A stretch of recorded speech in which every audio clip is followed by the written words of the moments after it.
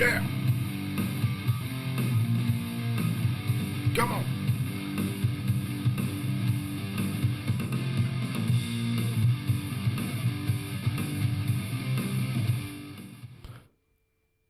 Ladies and gentlemen, welcome to the Mike Files. We have a very special guest in house today, my good brother from another mother, Mr. Travis Houle.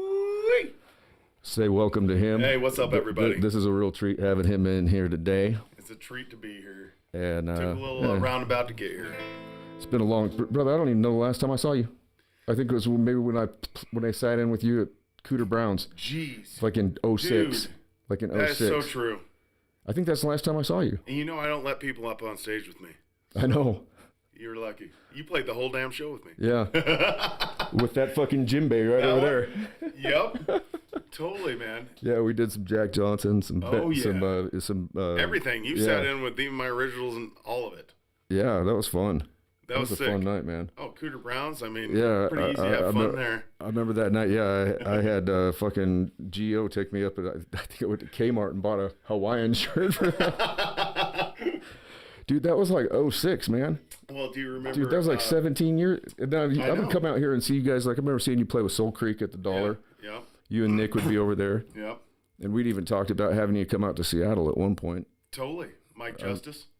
Because I had a guy out there that had a badass studio, Big City Records out in Seattle, Washington. Well, yeah, you were living out in Seattle, and then you came back also for it was some benefit.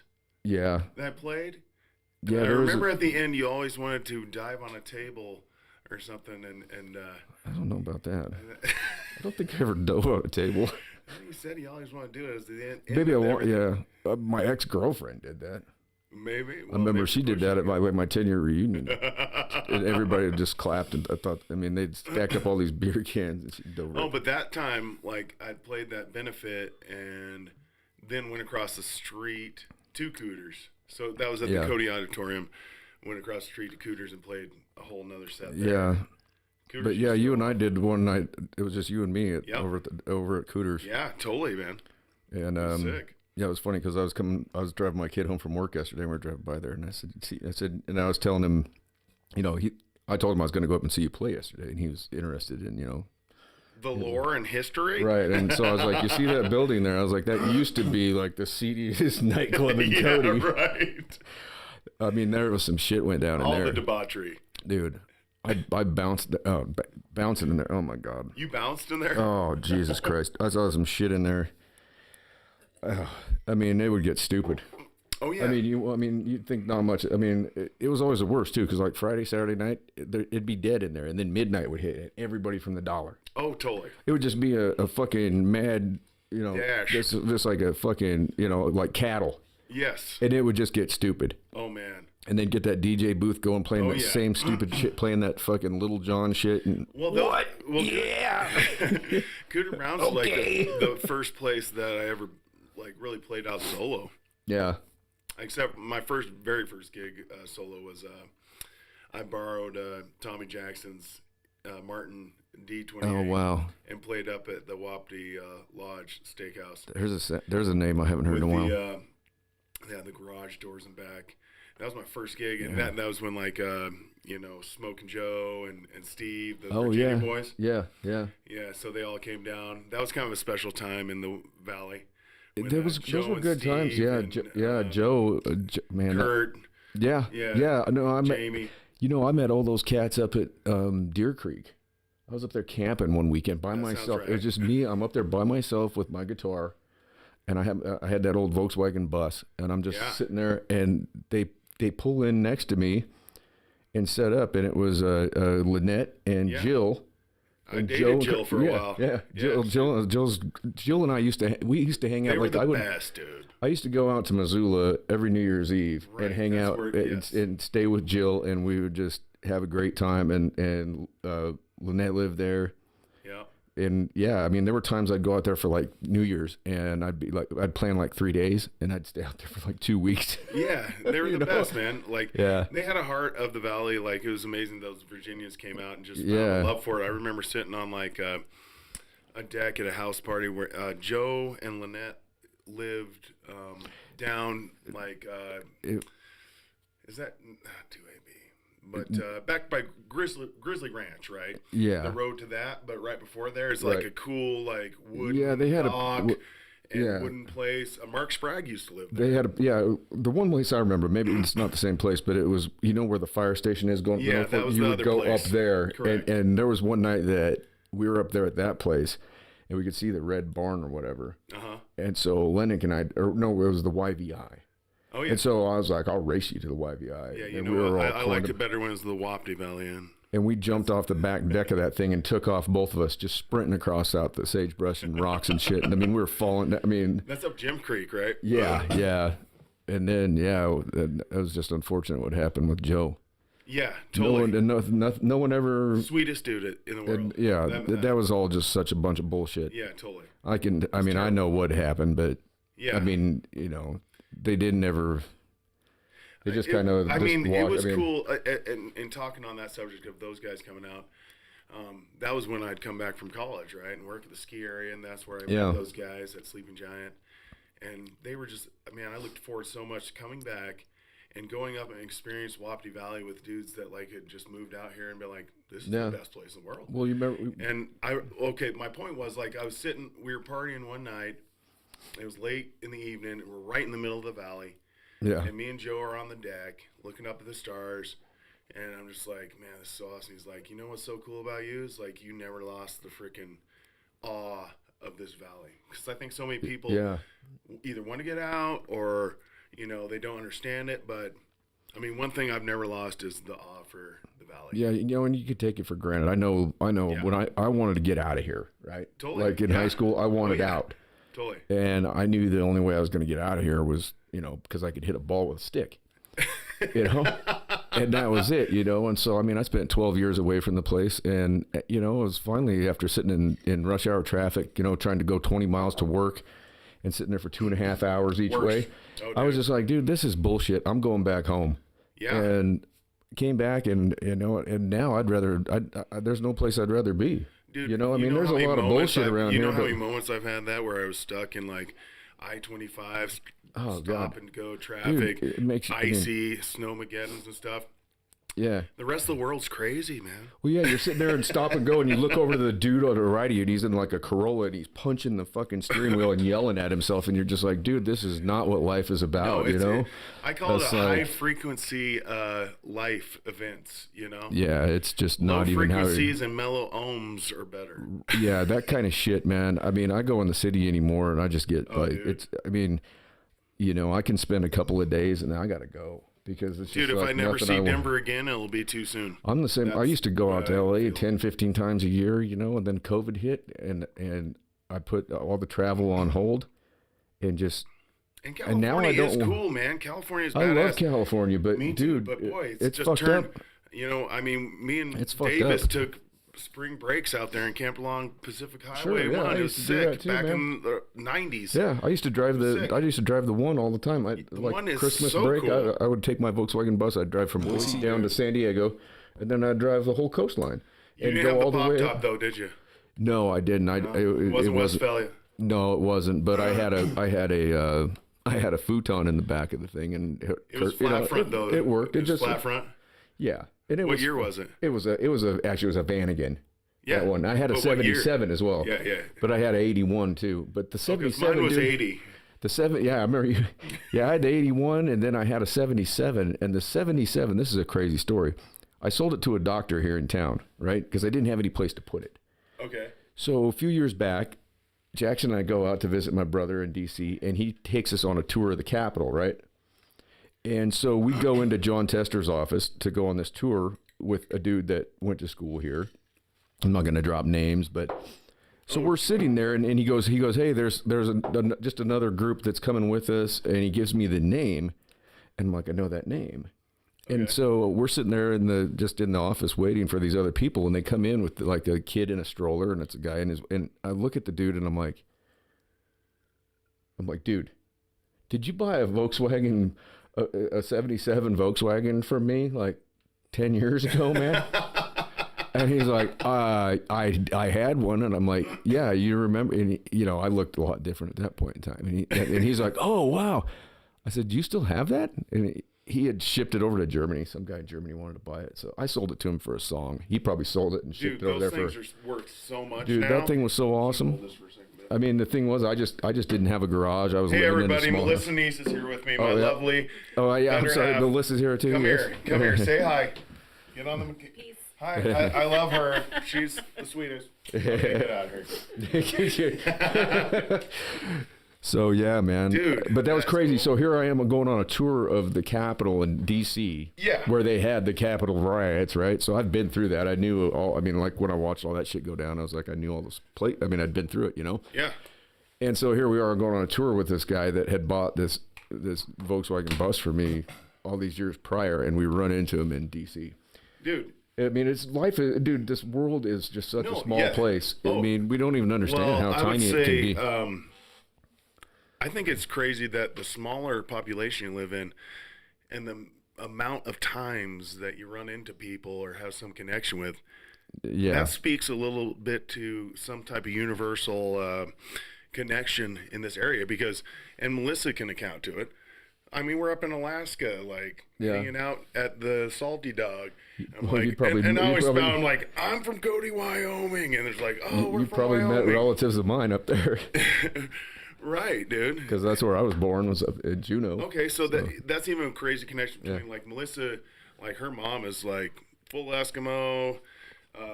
Where is she from? Kotzebue. Oh, okay. Mm-hmm. Like, and so I got an Eskimo on my hands over here. Yeah, my Auntie Flora is she's Tlingit. Yeah. And okay. I know. No kidding. Okay. Yeah. See, that's crazy about the connections, like, yeah, and why we made it here, why we grew up together, and why we have this space, and why we're even in this time right now. I mean, if you want to get in, like, time continuum of our journeys, and we get to hit right now, that's, I'm crazy thing is, I'm freaking blessed right now. The crazy thing is, if you think about it, and say you look on an index card, right? Yeah. And you've got these lines, all right? There are infinite numbers of lines between those lines. Correct. And each one of those is a parallel universe. There's infinite numbers of us right now. I know. In different... Making that split-second different choice. Right over here on this one, we're riding on ostriches or whatever. You know? Yeah, totally. I mean, like, you know, crazy. So there's, you know, it's not just about... Yeah, you get into string theory and shit like that. I mean, I don't understand it at all. I love ancient aliens and stuff, dude. Yeah. I mean, all that they go through, I mean, it's awesome. I think we are part alien. We are, for sure. For sure. I mean, I think we're so. We're too weird not to be, right? We don't belong here. We don't. Think about it. I mean, you look at every other species, right? Like, I go out on my dirt bike, right? And if I go out there today, I'm not even going to because it's too much snow and it's too cold. But if I go out, like, if it's over 32 degrees, I'll go out there, right? Because I love going out there. It's like my place. I just love being out there, and I love finding all that crazy shit and seeing the story that the land tells, and totally, just dude. going out there with the rattlesnakes and the coyotes and shit. But anyways, we're the only ones that are uncomfortable. Like, I go out there on a cold day. The antelope, the cows, there's cattle out there. Any of the animals, they're fine. They're just chilling, doing their thing. Me, I'm like within 5 degrees of freezing to death or being so uncomfortable that I just need to get my ass in. Like, I mean, we're always complaining about how hot or how cold it is. Totally. It's too humid. It's too dry. We're not supposed to, like, dude, you put us out there in our skin suits, we're dead. Yeah, like a day like today. It just makes sense. A day like today, you go out there in your natural, like, how you were born, you're done. Yeah, you're not going to live. Honestly, I do, like, so we're thinking about that and believing that we are part of the universe, you know, like, I think that gives humanity more hope, actually. Where it's right, like, and I don't know the answers. I mean, I don't know if we were seeded by the Anunnaki, if we were, you know, Sumerian, you know, hybrids. Yeah, and you look at, like, you know, history, you know, I mean, all of a sudden, in the Sumerian Valley, all of a sudden we have laws, we have language, we have, you know, a written alphabet. Don't get into Egypt, dude. Egypt is that shit was there before the pyramids and everything. That was already there. Have you watched that? What was that we were watching the series with Graham Hancock? Oh, Graham Hancock. Oh yeah, dude. Did you watch that series? I watched Graham Hancock. Ancient Civilization. Yeah. No, him and Randall Carlson are awesome. He's going all against, like, the norm of, like, archaeology and we've only existed 12,000 years. Well, there's ancient civilizations that died even before those ancient civilizations. Look on that table behind you. You see those big stones there? Which ones? Those big rocks right there. Right there. Do you see the picture of Smith Mansion I've got up there? Oh, my man, dude. Yeah. I sledded up there with Bucky. Yeah. Yeah, dude. Those stones right there, those big stones, those are called gastroliths. Those are gizzard stones from dinosaurs. Oh, I believe and that. And guess where I found those at? Where? I found them up on a plateau out past Red Lake at about 6,000 feet in elevation, on the top, on the surface. Okay, just hanging out. So, and there's, I like right behind you. Listen to. There's a pile of devil's toenails. Those are 200 million year old oysters. That one, is that a gryphe? Yeah, that's a devil's toenail. Where'd you find that? Out there. I got these dirt bikes, right? So one day I'm out there. I've got piles of them. If you, dude, you gotta see all the fossils I have out in my shop. Nice. We went to the petrified forest down in Arizona. I've got petrified wood for days. I know. Too. I used to find it by the river. Dude, I find it out there in the middle of nowhere. And it was obviously, it was scorched because the tops, it's out there in this silt. I call it the sinks, this area. I don't know what it's called, but it's all black and tan and purple and pink silt. And when it rains, there's sinkholes that just come out of nowhere. And it's about 2 miles from where they found the woolly mammoth in 2018. Okay, perfect. So I can see that, and I can see the passage of you can see the high water mark out there, right? Okay, yeah. And up on this plateau is where I find the weirdest shit. Totally. And it's bizarre because, I mean, I don't believe that petroleum is fossil fuels. How many dinosaurs would there have had to have been packed on top of one another? Well, you'd have to explain to me what fossil fuels. We go through 21 million barrels of fucking oil in this country a day. I never thought about it at all. When I'm finding gastroliths, those were inside those dinosaurs, right? I found bones out there and everything. I found whole dinosaurs. I'm not going to say where they're at, but I found whole entire. I mean, where the wind has picked up along a ridge and it's just exposed them. And I just leave them, but I don't want anybody. I mean, that's my journey. I'm not telling anybody, you know. Journey, yeah. But dude, that's respectful. I mean, I don't take any of them, but I mean, because I just it's where it is. But when you see all that stuff on the surface, there's no way that those animals ended up 6,000 feet under the ground. I mean, that's where they there's a connection to the earth, which is awesome that you have and that everybody should have. Well, I think oil's abiotic. I think it's produced. I don't know anything about oil. Why in the hell are we on a rock? We frack it. Why are we on a fucking rock spinning at breakneck speed around a fucking fireball? And if we go off kilter just a little bit, we're fucked. I mean, we managed to do that. The Earth's core has started slowing down. How does anybody know? I just heard about that. Who knows? No one's been able to go down there and see.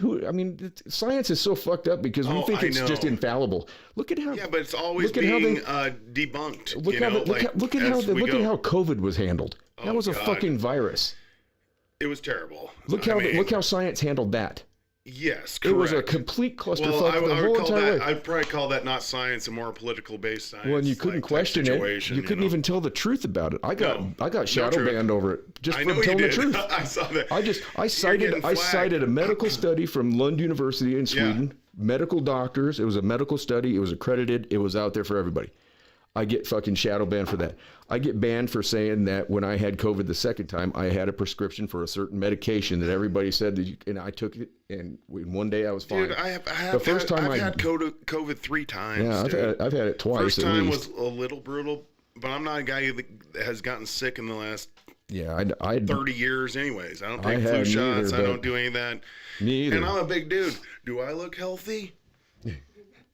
That guy in a little coat. That guy in a little coat. Here, I'm gonna play a song. Dude, my buddy Bugsy up in Red Lodge. We're up there for fucking New Year's one year, right?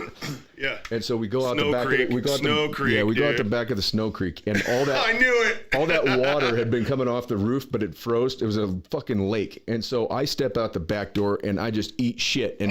And my buddy Bugsy's sitting there just fucking laughing at me, and I'm like laying there on the ground flopping around. I'm like, "Fuck you," you know. Oh yeah, you went out the fire escape in the back. I've been there. So he comes out behind me. He hits the ice feet out from under him, and then the people coming out like this was the end of the night on New Year's Eve, right? So everybody's just eating shit. I was right? there in '99 on New Year's. I think I might have been there that year. Dude. So everybody's eating shit, right? So we finally get our asses up and we're laughing at each other and we're walking down the street, right? And all of a sudden I feel like somebody's behind. I turn around and there's Red Lodge police and they got the spotlight on us. Perfect. He lives there. They're like, "Hey, Bugsy," and I'm like, "Hey, Bugsy," they're talking to you, and they're like, "Hey, you need a ride?"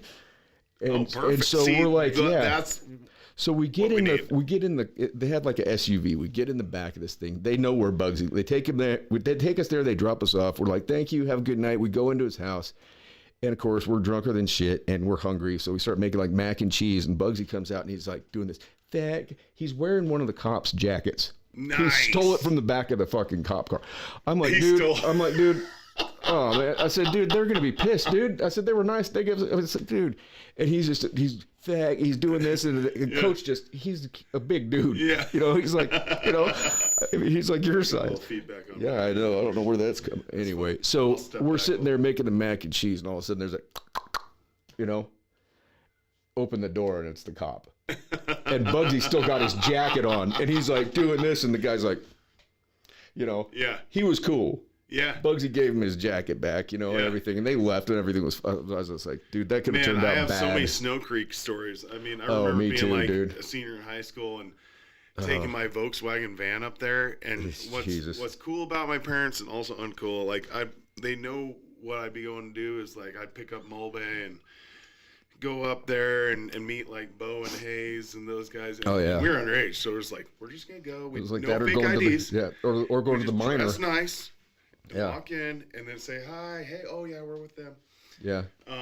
But my mom was always like, "Hey, drink some water in between drinks." As I pulled off in my freaking Volkswagen van, I'm gonna play this tune right here. Yeah, do it. I wrote this. It's called "Living Like This."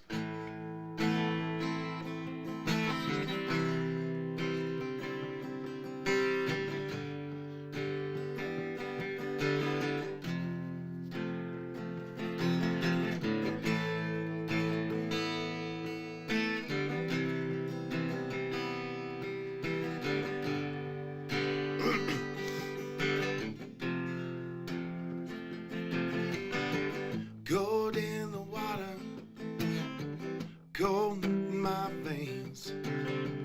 Hold on to your father, some others just the same. To walk your path is heavy, sweat does stain. To think that no one feels the pain. I look at freedom, stroke her hair, give a goodbye kiss. I'm a little too old to be living like this. I ride hard, but in soft, ain't that a bitch? I'm a little too old to be living like this.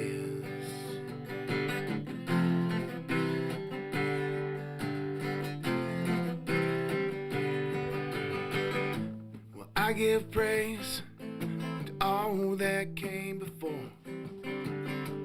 Took the good and the bad, but didn't know what for. And I'm still trying to figure out just who I am between the past and the future and present.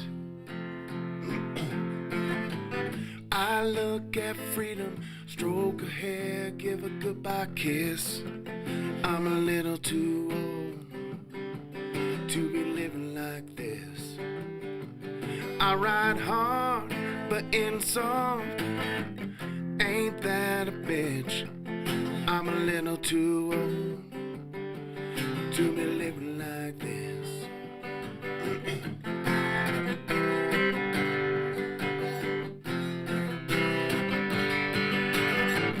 When the wolves come and take you away, and your soul's just waiting for the day, then you might rise up. You can't read enough, but time just isn't meant to stay. Oh, Lord, I look at freedom, stroke her hair, give a goodbye kiss. I'm a little too old to be living like this. I ride hard, but in soft. Ain't that a bitch? I'm a little too old to be living like this. Yeah, just a little too old. Just a little too old. Just a little too old to be living like this. To be living like this. To be living like this.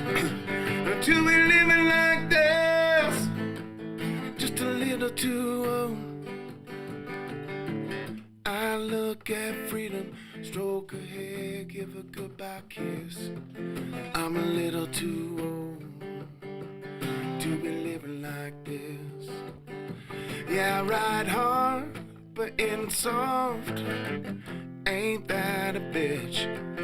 I'm a little too old to be living like this. Hell yeah, brother. Ladies and gentlemen, that was a real treat, man. There's a voice that I've missed for a lot of years, man. I always love it when I see new stuff from you online. Feels good. That's the new one that just great. started playing out. See, this is what I'm talking about right there. You're going with a A to a C to a G to a F. Simple stuff, dude. You're doing 4 chords My and a progression, guitar work and your is voice is just so fucking. Simple. But there's so much feeling and soul in it. Exactly. Yeah. Like that's what I was trying to talk to you about the other night. You know, last night when we were talking because the feeling can be put into the simplest of chords. Because I've got piles of lyrics that I've written, and when it comes to sitting down and actually trying to put, you know, the words to the music, I don't know. I guess I can write. I mean, I can write it, and but you know. Like I said too, I'm more of a kind of a percussive guitar player a little bit. I mean, I'm playing a little bit. You know, I need to slow it down a little bit. I guess if you want to talk about songwriting, I mean, you could do a master course, dude. Yeah, no, I couldn't. Because, you really could. Because like, I'm just a vessel for divine intervention, basically. Is what I believe, because I don't work on songs. Some like professionals, professionals like will toil over lyrics and stuff like this. But I like to get a song done and just get it done with that inspiration that's coming like from the higher, there. It's just whatever universe. So when you write a song, I start. I'm a melody guy though. Do you write the lyrics out, or do you have it in your head? I start with like a hook, kind of, or just a. Yeah, it just pops in, and it's a melody, and then maybe a lyric, and then I build around that. But you've also got the, you know, because you were in choir and all. So you've got the voice training. Oh, dude, my voice is like my whole. Because I don't even know, dude, my voice would be like my godly path in life, right? It's like and sometimes it's a pain in my ass too, because my vocal mechanism has led me down the path my whole life to where I am now.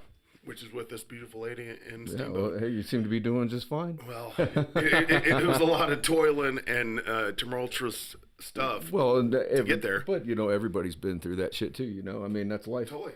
You know? But, I mean, you know, that's like when, like I was saying, you know, my cousin's telling me, well, I wish I could have been, you know, played ball like you. And I'm like, well, I wish I would have, you know, done something, you know, I mean, I wish I would have stuck with music. Because, I mean, I won the Northwest College Music Festival year after year. I got scholarships to go play at the Rushmore Music Camp. You know, I mean, I played sax, I played tuba, for fuck's sake. I mean, yeah, man. Well, and also side note, like, you're just a creative person. Like, well-rounded. But I wish I would have stuck with the music. The table that you're recording on is beautiful. You're like a craftsman. You love music. I mean, and honestly, I think that's why we've always got along so well too, is because you have a lust for life that's on a deeper level than just bullshit. Right. I don't ever want to be involved in bullshit. And like we were talking too, it's like you don't work to live, or or live to work, basically. You don't live to work. Well, that's what society has made us believe. Well, it has, and that's what I'm trying to teach my son. The cog, dude, you can do whatever you want in this life. It's correct. Like, but what you don't have to do. And I'm like, if you want to go to college, that's fine. Yeah. But there's no. I mean, why go put yourself in $200,000 worth of debt if you're not going to go and do something with it? Like you're going to go to medical school, or if you're going to go to law school. Yeah, totally. Okay, but just to do like I did, I just went because I could. I mean, I didn't know what I was doing. And then I got into writing because that was the one thing that made sense to me, and pursued that, and then I ended up getting a degree in prison.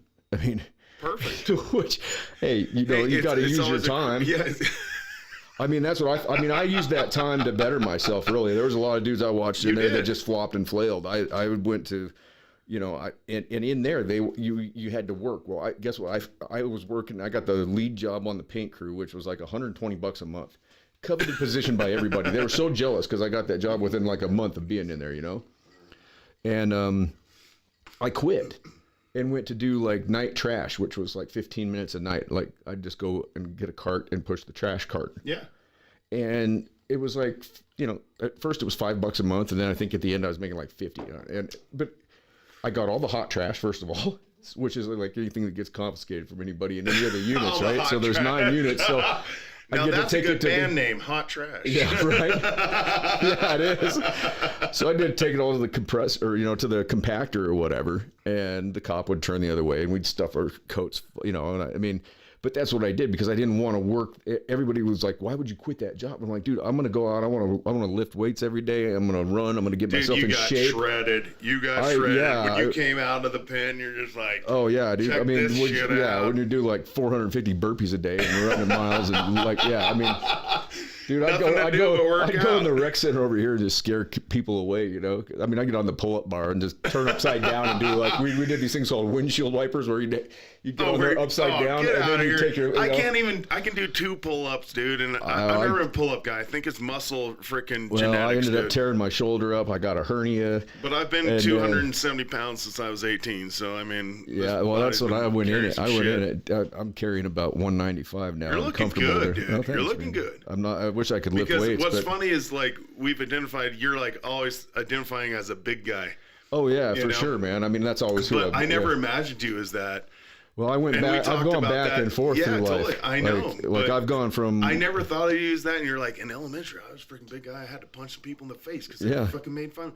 So I mean, that shit sits with you for the rest of your life. It's a stigma that's hard to get over. But I don't see you that way. I mean, dude, I don't see you that like. Well, I mean, dude, I had a rough. You say rough, but a rough go at just being a big dude my whole life. Yeah, no, it's. I mean, bullying, like people thinking you're big and you're tough. I was like, I was not big and tough. I was big and sensitive. I watched that happen to a lot of dudes in the joint. Because you'd get the youngsters would come in and they'd think that they got to go and whoop the shit out of the biggest guy, and there was cats that were in there that were just teddy bears, right? Yes. And they would get their ass whooped all the time because these young gangsters come in and they think that's what so they just attack them, and it's like, I mean, these dudes, that wasn't who they were. No. It happens all the time. Tougher guys are usually leaner and tough. Dude, yeah, like I don't want to fuck with no small dudes, man. I mean, like little guys, like dude, scrappy. No. That's where the word scrappy came from. My old and shout out to Chris and JJ Williams out in Washington, but man, like JJ, dude, that dude, we fought one night. Dude, ex-Marine, state championship wrestler, dude. Oh yeah, you don't he's want to mess on you with like those a guys. spider monkey, dude. Like they shoot your leg and they get you on the ground, dude. You're done. You're done. Okay. Speaking of that, I saw Josh Taylor at Sleeping Giant yesterday, and the last time I was up there, I was like, Taylor, let's wrestle on the freaking bridge. He's like, do you want to go full bore or you want to do like WWF? And I was like, full bore.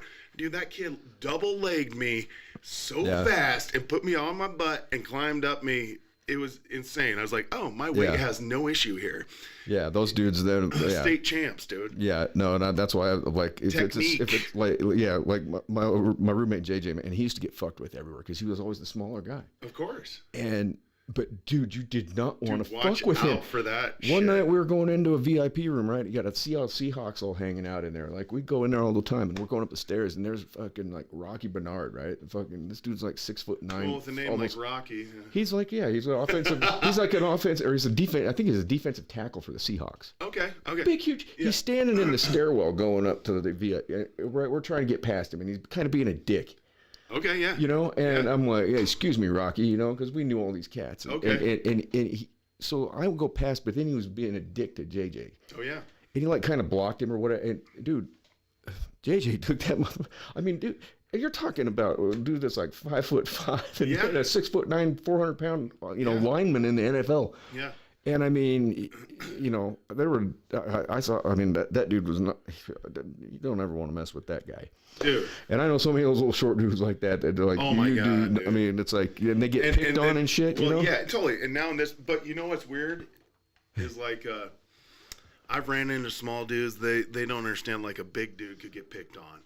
You know, I've ran into guys that had a chip on their shoulder, and I was like, dude, I got picked on. Yeah. All the time. Yeah.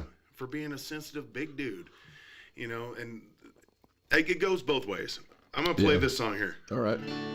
And it might not go well because the chorus is really high.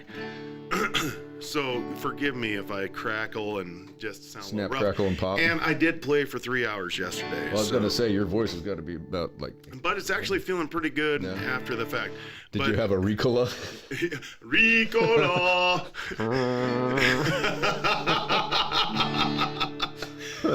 But this one's called Mountain Calling, and I've always wanted to play this song, and it may not be my best song, but it does speak to me. All right.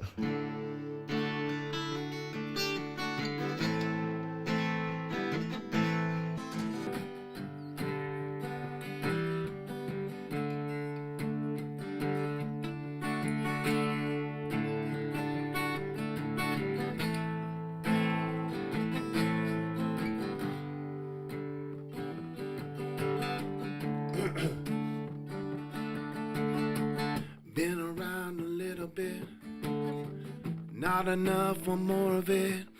Been kept here under lock and key. Had my battles won and lost. I've been rattled, know the cost.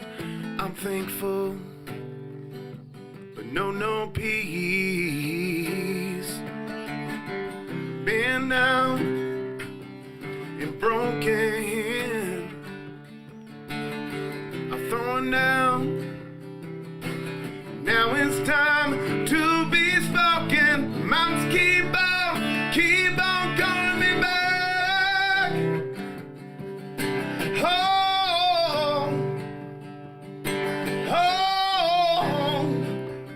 the mountains keep on calling me back.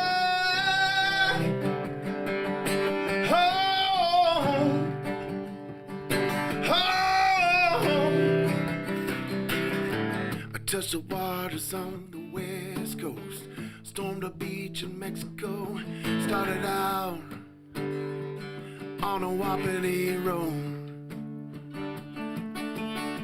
I took every shot they had, threw the good out with the bad, then raised it all up to our toes. Now I sit alone in a double room apartment, just holding it down when I feel the call from my hometown. Mountains keep on calling me back home, home. Mountains keep on calling me back home, home. Yeah.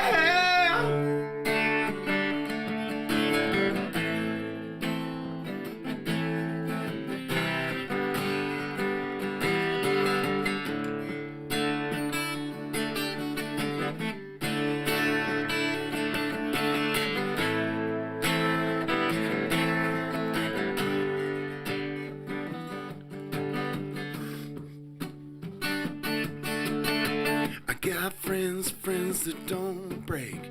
I've laid seeds that just don't take, 'cause the ground is frozen and dead. I've I've done my best to just move on. I've done my best to write my songs, but the lyrics just got stuck in my head. Over and over, the sun rises and sets. Travel world over, but I know where my soul says. Mountains keep on calling me back home, home.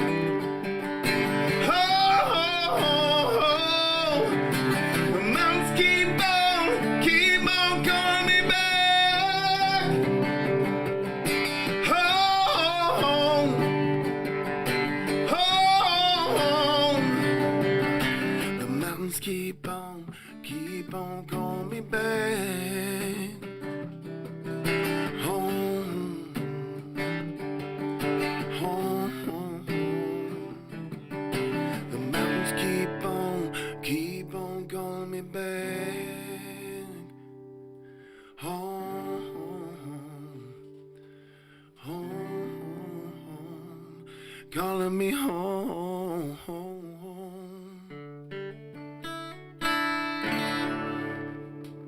Yes, brother. Thank you, man. Thank you. Thank you. No, that was. And these picks, guys. How do you like the pick? I was gonna say, how do you like the pick? Is feeling good. Look at this thing. Yeah. Handmade. He has like a whole handful of these. I got a whole sheet of them out in the shop. That Polyurethane. They're clear resin epoxy and white oak. Dude, these things. And they've got glow in the dark powder and yeah, blue, Wow. They've got blue pigment. I'm gonna keep this one because you that keep one's whatever been one you feeling want. good. This is a good one here too. That's one of my sick because favorites. it has the dot. Yeah, that's one of my favorites. Okay, I'm gonna take that one too. You can keep that one. That's one of my. Yeah. That's special to me, dude. So I got that's one of the. I got 3 that I play all the time.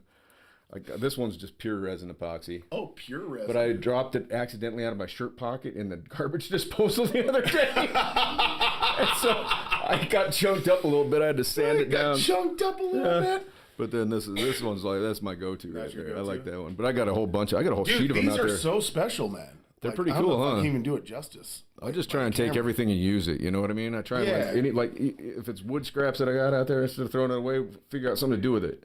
I think it's cool. I think, man, I see you sitting in this room, but I think also, like, you're made to get out in the world too, buddy. Well, maybe. You're a special person. Well, you're a special person. You know, but sometimes it's just you got to spend some time on yourself too. Dude. You know what I mean? And that's kind of what I've been doing recently is just spending time on me. You know? Yeah. I mean, I've been through a lot of shit. Oh my gosh! Yes. You know, so I mean, I built this space. Just I was like, what would be like my perfect space? You know, and so I just went after it. Dude. I put the wall up, all the posters and stuff. Space. I love you, Mike. I told you like this spot. You, Mike. I love you too, brother. Yeah. You know, I'm happy to be here, man. I'm very happy that you're here as well, man. I'm happy it finally happened. Yeah. Because I mean, I've been wanting to see you for a long time, bro. We should shut it down. Yeah, okay. we should shut it down even just on that because I think so too. And I'll talk about the love I have for you. Well, you know, I'll talk about the love I have for you and that you're a special person. Not Nambla love. No. You can dissect it any way you want, motherfucker. All right, well we'll call it good then. I love Mike Fowler. Everybody, and thank you, buddy. Travis Houle here, original music right here, dude. This is my brother from another mother, dude, right here. Yeah, this is the guy right here, man. I'm so happy that Maya the Shack. Maya the Shack. Yeah, the fucking shack with Joe the dog. Joe the dog, baby. He scratched me up in the reservoir. As we end, everyone, from 52 miles east of Jellystone Park in Coyote, Wyoming, I want to remind everybody to be good at it. In all things, be kind and do no harm. From the Mike Files with special guest Travis Houle and Melissa over here. Yes. Yeah, just a real pleasure to have them both in the house today. So y'all have a great Sunday fun day. Stay out of the funny papers and peace out. Peace and love, baby. Let's see if I can find the deal here. I know it's always hard to hit the There end. we go. And